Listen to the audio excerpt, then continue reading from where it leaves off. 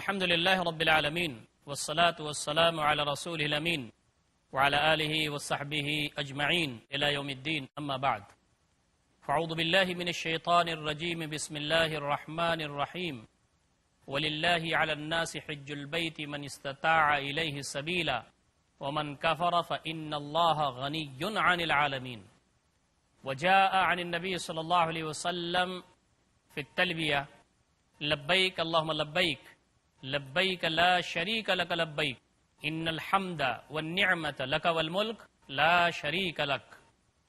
محترم ناظرین کرام، قابل احترام بزرگوں، نوجوان بھائیوں، عفت مآب ماں اور بہنوں، السلام علیکم ورحمۃ اللہ وبرکاتہ۔ حج اور قربانی کے اس مخصوص پروگرام میں آپ کا خیر مقدم ہے۔ نبی اکرم صلی اللہ علیہ وسلم کے ذریعے حج کے جو مناسک تھے وہ ہم تک پہنچے ہیں۔ حج کیسے کیا جائے اور قربانی کیسے کی جائے، نبی اکرم صلی اللہ علیہ وسلم نے اس کو برت کر کے دکھا دیا ہے، اور آپ صلی اللہ علیہ وسلم نے حجۃ الوداع کے موقع پر آپ نے فرمایا تھا کہ خذوا عنی مناسککم، مجھ سے تم اپنے قربانی اور حج کے جو طریقے ہیں اس کو سیکھ لو۔ اور آپ نے ایک بات اور بھی کہی تھی، وہ یہ ہو سکتا ہے میں اس سال کے بعد تم سے نہ مل سکوں۔ نبی اکرم صلی اللہ علیہ وسلم نے خود حج فرما کے بتا دیا اور اس کا طریقہ بتا دیا کہ حج کیسے کیا جاتا ہے۔ محترم ناظرین کرام، حج کی 3 بڑی قسمیں۔ حج 3 طرح سے کیا جا سکتا ہے۔ حج کی ایک شکل ہے افراد، جس کو حج افراد کہتے ہیں، دوسرا ہے حج تمتع، اور تیسرا ہے حج قران۔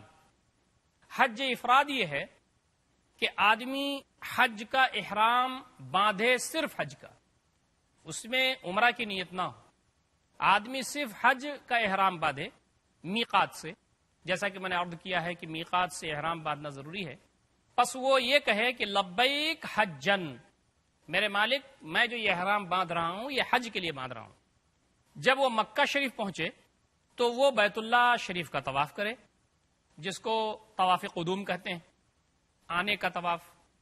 پھر وہ صفا اور مروہ کی سعی کرے، لیکن اس کے بعد وہ سر نہ بڑھائے، کہ سعی کرے لیکن اس کے بعد وہ سر نہ بڑھائے اور نہ بال ترشوائے اور نہ اپنا احرام کھولے۔ احرام کھولنا اس کے لیے مناسب نہیں ہے، جائز نہیں ہے، بلکہ حالت احرام میں رہے یہاں تک کہ وہ حج کر لے، اور عید کے دن وہ جمرہ عقبہ میں جا کے کنکری مار لے، اس وقت تک اس کے لیے دیگر چیزیں جائز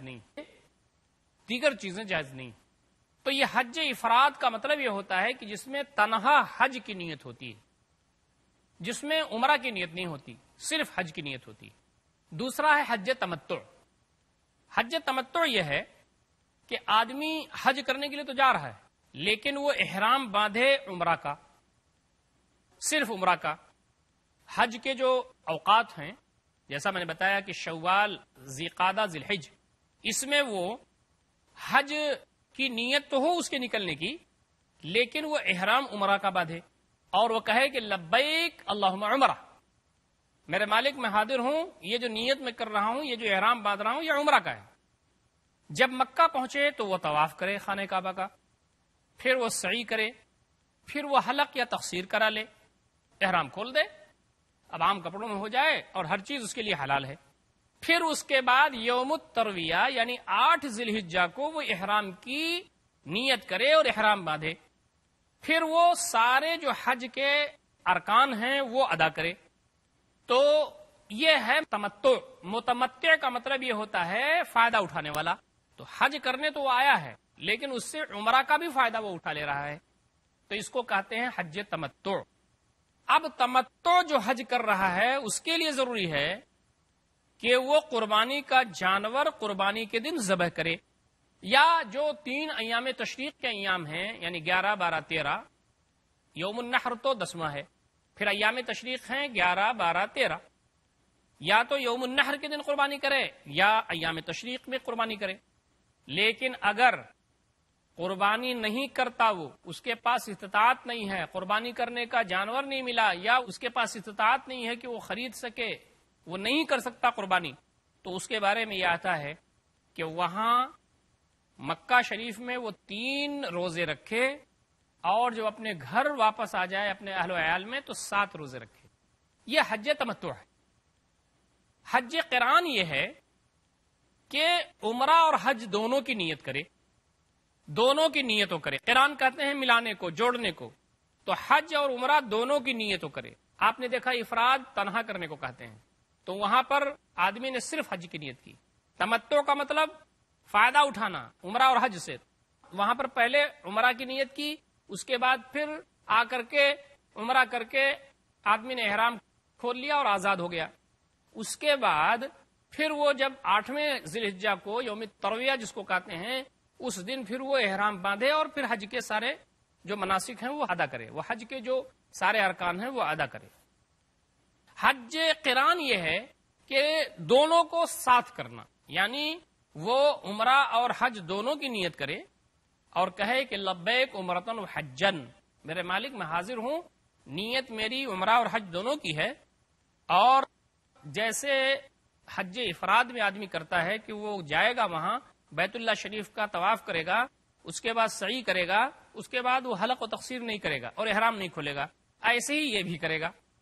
مگر قارن کے لیے یہ بات ہے کہ وہ قربانی کرنا ہے. اس کو افراد والے پر قربانی نہیں ہے لیکن اس کو قربانی کرنا ہے. محترم ناظرین کرام، حج کے ایام میں آدمی کو کوشش کرنا چاہیے کہ زیادہ سے زیادہ وہ دعا کرے، اس لیے کہ آپ دیکھیں کہ حج جو پورا ہے یہ اصلاً دعا ہی ہے. اللہ تعالیٰ سے رونا، اس سے گڑگڑانا، اس کے سامنے عاجزی کرنا، اپنی بنتی اس کے سامنے پیش کرنا، یہی سب تو حج ہے. تو آپ دیکھیں کہ حج میں جتنی بھی چیزیں ہیں وہ سب تضرع، دعا، اللہ تعالیٰ کے سامنے رونا گڑگڑانا، اللہ تعالیٰ سے اپنی حرج گرج مانگنا، یہی سب چیزیں حج میں آپ دیکھ رہے ہیں کہ یہاں سے وہاں تک سب ہے. یہی عبادات، ذکر و اذکار، دعائیں، یہی سب ہے. تو حاجی کو کس جگہ پر کیا دعا کرنی چاہیے اس پر بھی تھوڑی سی ہم گفتگو کرنا چاہتے ہیں. اور وہ دعائیں ہم یہاں لے رہے ہیں جو نبی اکرم صلی اللہ علیہ وسلم سے ثابت ہیں. ویسے ایک موٹی بات آپ کو یہ سمجھ لینا چاہیے کہ نبی اکرم صلی اللہ علیہ وسلم نے کچھ جگہوں کے لیے تو دعا بتائی، لیکن آزادی بھی دے دی کہ حاجی جو چاہے دعا مانگے، جو اسے میسر ہو اپنی دین دنیا کے لیے وہ دعا وہ مانگے.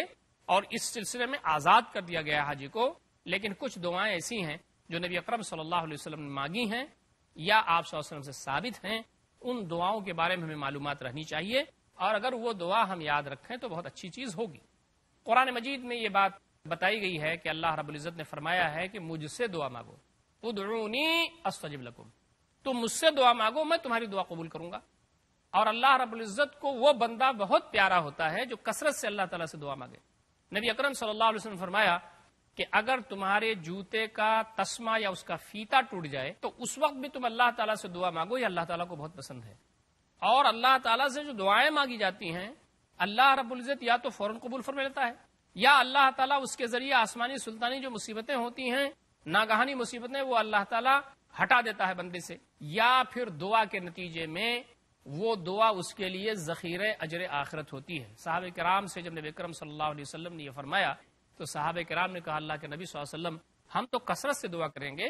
تو نبی اکرم صلی اللہ علیہ وسلم نے فرمایا کہ اللہ تعالیٰ تم کو کثرت سے دے گا، اللہ تعالیٰ کے پاس تو زمین و آسمان کے خزانے ہیں. تو حاجی کو کوشش کرنا چاہیے کہ اس کی زبان رطب اللسان رہے، تر رہے اس کی زبان اللہ تعالیٰ کے ذکر سے، اللہ تعالیٰ کی حمد سے، اس کی تسبیح سے، اس کی تکبیر سے اور دعا سے، ابتحال سے اور رونے اور گڑگڑانے سے. ایک جگہ یہ کہا گیا ہے کہ الدعاء هو العبادہ، دعا ہی اصل عبادت ہے. نماز کیا ہے؟ ہم جو نماز پڑھتے ہیں اہتمام کے ساتھ 5 وقت، جو نماز ہم پڑھتے ہیں یہ نماز اصل دعا ہے، اس میں ساری دعائیں ہی دعا ہیں. سورہ فاتحہ سے لے کر کے جب تک ہم سلام نہیں پھیرتے یہ سب دعا ہی دعا ہے جو ہم پڑھتے ہیں، اسی لیے اس کا نام دعا پڑھا. نماز کا نام صلاۃ اسی لیے ہے، صلاۃ کے معنی دعا کے آتے ہیں. محترم ناظرین کرام، اللہ تعالیٰ نے آپ کو حج کی سعادت دی ہے. آپ حج کرنے جا رہے ہیں تو آپ کے ذہن میں یہ بات آنی چاہیے اور یہ آپ کے اوپر یہ اس کا احساس ہونا چاہیے کہ آپ مسافر ہیں. آدمی جب حج کے لیے گھر سے نکلتا ہے تو وہ مسافر ہوتا ہے، اور مسافر کے بارے میں نبی اکرم صلی اللہ علیہ وسلم نے فرمایا کہ اس کی دعا قبول ہوتی ہے. اب حج کرنے جا رہا ہے تو حاجی کی حیثیت اس کی ہے. حاج کا مطلب حج کرنے والے کی، بیت اللہ کا قصد کرنے والے کی حیثیت اس کی ہے.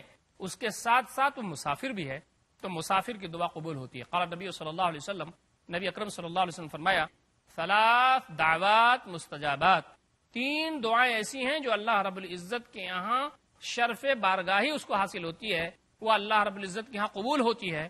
دعوت المظلوم، مظلوم کی پکار، اللہ تعالیٰ مظلوم کی پکار اپنے عرش پر سنتا ہے، اور فرمایا کہ میرے اور اس کے درمیان کوئی حجاب نہیں ہوتا اور وہ ڈائریکٹ میرے عرش سے آ کے ٹکراتی ہے۔ وہ دعوت المسافر، اور مسافر کی دعا بھی اللہ تعالیٰ قبول فرماتے ہیں۔ اور اسی طریقے سے دعوت الوالد لولدہ، باپ اگر اپنی اولاد کے لیے دعا کرتا ہے تو یہ دعا بھی قبول ہوتی ہے۔ رواہ البخاری، بخاری کی روایت ہے ادب المفرد میں، ابو داؤد شریف میں بھی اس کا تذکرہ ہے، وصححہ الالبانی، البانی رحمۃ اللہ علیہ نے اس کی تصحیح کی ہے، یعنی اس کو صحیح قرار دیا ہے۔ تو والد کی دعا اپنے والدین کے لیے کا مطلب یہ ہے اس میں ماں باپ دونوں شامل ہیں۔ والد سے مراد یہ نہیں ہونا چاہیے کہ صرف باپ، بلکہ اس میں ماں باپ دونوں شامل ہیں۔ اپنی اولاد کے لیے جو دعا کرتے ہیں وہ قبول ہوتی ہے۔ قال نبی صلی اللہ علیہ وسلم، نبی اکرم صلی اللہ علیہ وسلم نے فرمایا، الغازی فی سبیل اللہ، اللہ کے راستے میں جہاد کرنے والے، والحاج والمعتمر، حج کرنے والے، عمرہ کرنے والے، وفد اللہ، اللہ تعالیٰ کے مہمان ہیں، اللہ تعالیٰ کے پاس جانے والے ہیں، اللہ رب العزت کی خدمت میں حاضر ہونے والے ہیں، اللہ تعالیٰ کے یہ مہمان ہیں۔ دعاہم فاجابوا، اللہ تعالیٰ نے ان کو پکارا ہے تو اللہ تعالیٰ کی پکار پر انہوں نے لبیک کہا ہے اور وہاں جا رہے ہیں، حاضر ہو رہے ہیں۔ اور فرمایا وسألوہ فاعطاہم، اور یہ لوگ جب مانگتے ہیں تو اللہ تعالیٰ ان کو دیتا ہے۔ تو اس سے یہ پتا چلا کہ حاجی یا عمرہ کرنے والا، حج کرنے والا، یہ شخص جب دعا کرتا ہے تو اللہ تعالیٰ اس کی دعا کو قبول کرتے ہیں۔ تو حاجی، حج کرنے والے کی یا عمرہ کرنے والے کی جو پوزیشن ہے وہ 2 پوزیشن بنتی ہے، ایک تو مسافر ہے اور دوسرا وہ حج کرنے والا یا عمرہ کرنے والا ہے۔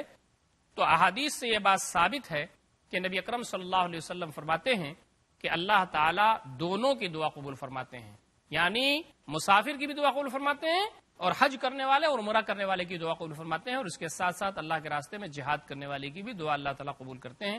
یہ جو حدیث ہے ابن ماجہ کی روایت ہے، لیکن البانی رحمۃ اللہ علیہ نے اس کو صحیح قرار دیا ہے۔ صفا جو پہاڑی ہے اس پر کیا دعا کی جائے اور نبی اکرم صلی اللہ علیہ وسلم سے کیا منقول ہے، اس پر ہم گفتگو تھوڑی دیر کریں گے۔ محترم ناظرین کرام، وقت ہو گیا ہے ایک چھوٹے سے وقفے کا، انشاءاللہ وقفے کے بعد الرحمن الرحیم۔ محترم ناظرین کرام، نبی اکرم صلی اللہ علیہ وسلم سے حج کے دوران دعائیں مسنون ہیں۔ یوں تو آپ صلی اللہ علیہ وسلم نے یہ آزادی دے رکھی ہے کہ جو دعا جو چاہے کر سکتا ہے، لیکن آپ صلی اللہ علیہ وسلم نے کچھ دعائیں ہمارے لیے بتائی ہیں، اس پر کچھ عمل کیا ہے خود آپ صلی اللہ علیہ وسلم نے، تو مناسب ہے کہ ان کا علم ہمارے پاس رہے۔ صفا کے پاس دعا کے سلسلے میں ایک لمبی حدیث آتی ہے جو نبی صلی اللہ علیہ وسلم کے حج کے طریقے کے بارے میں ہے، تو اس میں آگے یہ آتا ہے فَوَدَا بِالصَّفَا، نبی اکرم صلی اللہ علیہ وسلم نے آغاز صفا سے کیا تو اس پر آپ چڑھے حتی رأى البیت، یہاں تک کہ بیت اللہ شریف کو آپ نے وہاں سے دیکھا، فاستقبل القبلہ، قبلہ کی طرف رخ آپ نے کیا، فوحد اللہ وکبرہ، تو اللہ تعالیٰ کی وحدانیت بیان کی آپ نے اور اس کی کبریائی بیان کی، اللہ اکبر کہا، اور کیا کہا، لا الہ الا اللہ وحدہ لا شریک لہ لہ الملک ولہ الحمد وہو علی کل شیء قدیر، لا الہ الا اللہ وحدہ انجز وعدہ ونصر عبدہ وہزم الاحزاب وحدہ ثم دعا بین ذلک قال مثل هذا 3 مرات۔ اس کی روایت مسلم شریف میں موجود ہے۔ نبی اکرم صلی اللہ علیہ وسلم نے وہاں اللہ تعالیٰ کی کبریائی، اس کی تحمید وغیرہ کرنے کے بعد لا الہ الا اللہ وحدہ لا شریک لہ، ساری کبریائی بیان کرنے کے بعد آپ نے فرمایا کوئی معبود نہیں ہے سوائے اللہ تعالیٰ کے، وہ تنہ تنہا ہے، اس کا کوئی شریک نہیں ہے، کہ اسی کا ملک ہے، بادشاہت اسی کی ہے، اسی کے لیے حمد ہے، وہو علی کل شیء قدیر، اور وہ ہر چیز پر قادر ہے۔ لا الہ الا اللہ وحدہ، اللہ رب العزت تنہ تنہا معبود ہے۔ انجز وعدہ، اپنے وعدے کو پورا کیا، اس نے اپنے بندے کی مدد کی، اور جو جماعتیں اور ٹولیاں آئی تھیں نبی کے مقابلے میں، اللہ رب العزت نے ان کو شکست فاش دی۔ ثم دعا بین ذلک، پھر نبی اکرم صلی اللہ علیہ وسلم نے ان دونوں کے درمیان، صفا اور مروہ کے درمیان دعائیں کی، 3 مرتبہ آپ نے اس دعا میں سے ہیں، یعنی ان الصفا یہ کرتے ہیں، تو مروہ سے شروع کرنا صحیح نہیں ہے، خلاف سنت ہے، اور نبی اکرم صلی اللہ علیہ وسلم نے جو صحیح کی وہ یہاں سے شروع کی ہے، تو ہم کو وہیں سے شروع کرنا چاہیے۔ اس کی روایت بھی مسلم شریف کی ہے۔ عرفہ کے دن کیا دعا مانگا جائے، عرفات کے میدان میں کیا دعا مانگا جائے؟ زیادہ سے زیادہ آدمی کو دعا مانگنا چاہیے، لیکن نبی اکرم صلی اللہ علیہ وسلم سے کیا ثابت ہے اس کو بھی اگر یاد رکھیں ہم صلی اللہ علیہ وسلم فرمایا افضل دعا عرفہ کے دن کی دعا ہے، وہ افضل ما قلت والنبیون من قبلی، اور سب سے افضل جو میں نے کہا اور مجھ سے پہلے انبیاء نے کہا، لا الہ الا اللہ وحدہ لا شریک لہ۔ یہ دعا نبی اکرم صلی اللہ علیہ وسلم سے ثابت ہے، تو اس دعا کو ہم کو عرفہ کے میدان میں پڑھنا چاہیے۔ مالک رحمۃ اللہ علیہ نے یعنی امام مالک نے موطا میں اور ہے عرفہ کے پناہ ہے لا شریک، اس کا کوئی ساجی اور شریک نہیں۔ مشعر الحرام، عند المشعر الحرام، مشعر الحرام کے پاس کیا دعا پڑھی جائے؟ یہ ایک لمبی حدیث ہے جابر رضی اللہ تعالیٰ عنہ کی، اور اس میں یہ آتا ہے کہ ثم رکب القصوہ، نبی اکرم صلی اللہ علیہ وسلم کی جو سواری تھی اس کا نام قصوہ تھا، آپ صلی اللہ علیہ وسلم اپنی اونٹنی قصوہ پر سوار ہوئے، حتی اذا اتل مشعر، یہاں تک آپ اکرم صلی اللہ علیہ وسلم جدی اجالا ہو گیا، سپید صبح نمودار ہو گیا، اجالا ہو گیا، خوب اچھی طریقے سے روشنی پھیل گئی۔ زمزم غیر معمولی اہمیت کی حامل چیز ہے، آپ جانتے ہیں، اور زمزم پینا بھی گویا سنت ہے۔ نبی اکرم صلی اللہ علیہ وسلم نے زمزم کی بڑی فضیلت بیان کی ہے۔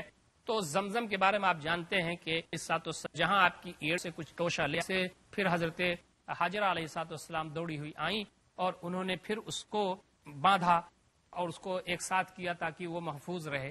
نبی اکرم صلی اللہ علیہ وسلم نے اپنے حدیث میں فرمایا ہے کہ اگر اللہ تعالیٰ رحم فرمایا تو حاجرہ علیہ السلام پر کہ اگر انہوں نے اس کو گھیر کر کے ایک ساتھ نہ کیا ہوتا تو وہ ایک بہت بڑا میٹھا چشمہ ہوتا۔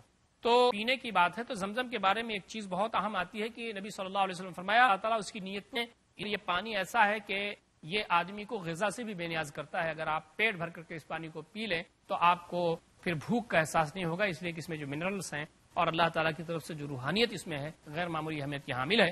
اور زمزم کے بارے میں بڑی ساری روایات ہیں جو صحیح ہیں، تو اس کی روشنی میں یہ بات کہی جا سکتی ہے کہ اللہ رب العزت نے اس پانی کو بڑی خوبیوں کا حامل لے جائیں، اور زمزم کے اللہ تعالیٰ نے آپ سے منقول ہیں۔ رکن یمانی اور حجر اسود کے درمیان نبی اکرم صلی اللہ علیہ وسلم سے یہ بات ثابت ہے کہ آپ صلی اللہ علیہ وسلم دعا فرمایا کرتے تھے ربنا آتنا فی الدنیا حسنہ وفی الآخرۃ حسنہ وقنا عذاب النار، میرے مالک ہمیں دنیا میں بھی نیکی عطا فرما اور آخرت میں بھی نیکی عطا فرما اور ہمیں جہنم کے عذاب سے بچا۔ یہ دعا بہت مشہور ہے، قرآنی دعا ہے، اور آپ جانتے ہیں کہ یہ دعا بہت ہی جامع دعا ہے۔ تو اس دعا کو رکن یمانی اور حجر اسود کے پاس نبی اکرم صلی اللہ علیہ وسلم نے پڑھ سکتے ہیں، اور بھی دعا پڑھ سکتے ہیں۔ یہ لالے نے اس کو چل رہی ہے، اور یہ چاہیے کہ وہ اللہ رب العزت کی بار رب اللسان رہے، اور ہمیشہ اس فکر میں رہنا چاہیے کہ اللہ تعالیٰ جو اس کے گناہ ہے اس کو معاف کر دے۔ اور بہت ساری خطائیں ایسی ہیں جو بندہ کرتا رہتا ہے، غلطی اور نسیان کا مرکب ہے، تو اسے اپنی غلطیوں سے گویا کہ اللہ رب العزت کی پناہ مانگنی چاہیے اور اللہ رب العزت سے استغفار کرنا چاہیے۔ تو حج کے جو جگہیں ہیں اور اس کی جو مناسک ہیں، اس کے جو مقامات ہیں، یہ سب دعا کے مقامات ہیں، اور وہاں پر زیادہ سے زیادہ بندے کو دعا کرتے رہنا چاہیے۔ اور حاجی کی دو حیثیت ہے، عمرہ کرنے والے کی دو حیثیت ہے، حج کرنے والے کی دو حیثیت ہے۔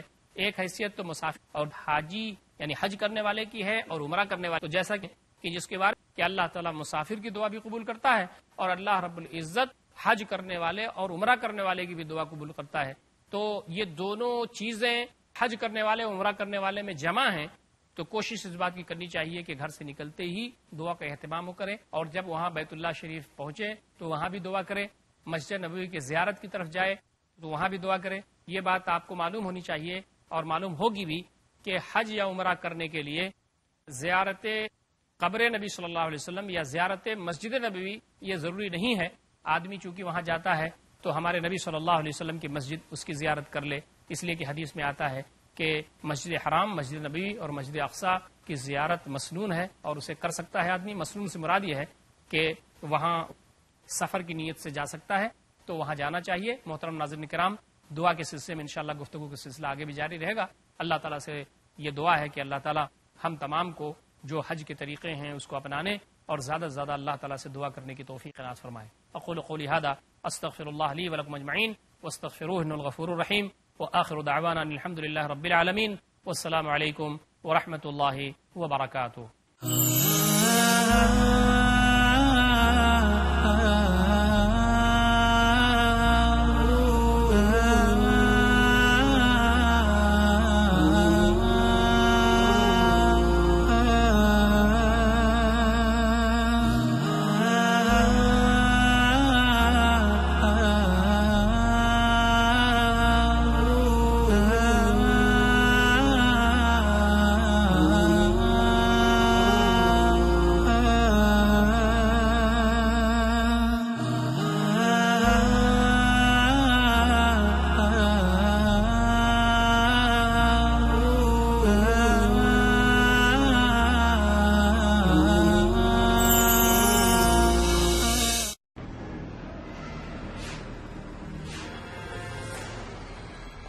جب تک اللہ چاہے گا یہ زندگی کا کارواں یوں ہی چلتا رہے گا، مگر ایک وقت ایسا آئے گا کہ زندگی کے اس میلے میں ہم نہیں ہوں گے،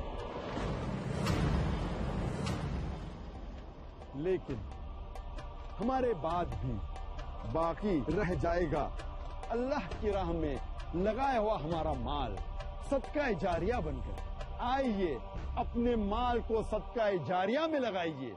پیس ٹی وی اردو کا تعاون کریں۔ آپ اپنی زکوٰۃ اور امداد کی رقم بھیج سکتے ہیں IRFI Islamic bank of Britain 394 Coventry Road, Small Heath, Birmingham, UK. Post code B100UF. Pound account 011323301. Euro account number 011323302. US dollar account number 011323303. Sort code 300083. Swift BIC code IBOBGB22.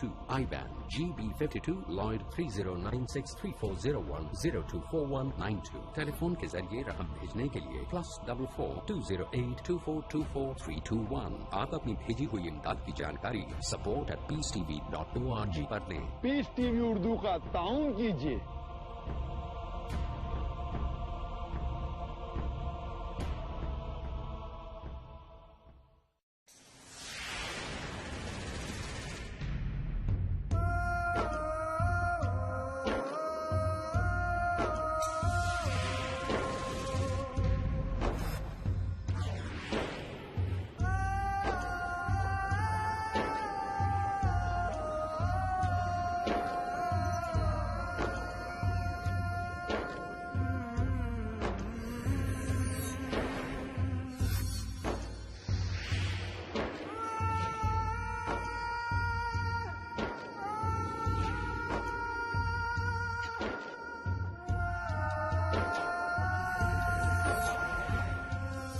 Piece T V Urdu, امن کا پیغام انسانیت کے نام۔